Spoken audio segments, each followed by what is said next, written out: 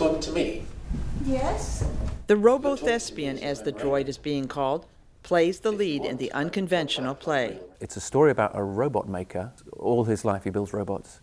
He develops a degenerative illness in midlife and realizes he's not going to live to remain a companion to his wife. His wife by now is developing early Alzheimer's. So he builds his final creation, his final robot, to be a companion to his wife. British actress Judy Norman plays the woman with Alzheimer's. During the performance, she mostly talks to the robot, Was it brilliant? but also shares a kiss.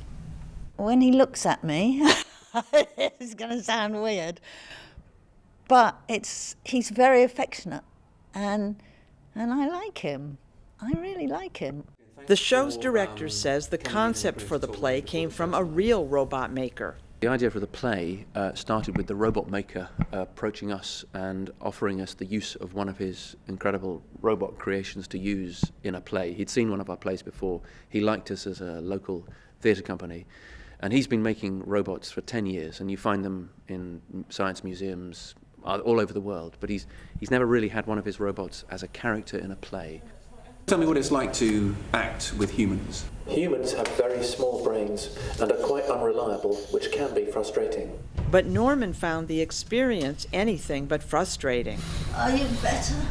Yes. This show has proved to me that really working with a robot is seriously not that different than working with a normal actor. What is not so normal is the time it takes to make sure the robo-thespian is in sync during the 1.5-hour play. The robot is connected to a cord that goes to a control room with a laptop.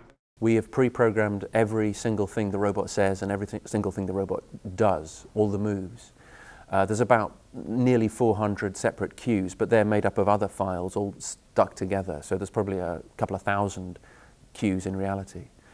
And so the robot will always say the same thing and move in the same way depending on what cue is being triggered at what particular time. Do you know what year it is?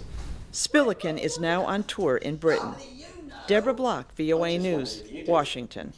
Of course I do. It's 19-something or 20.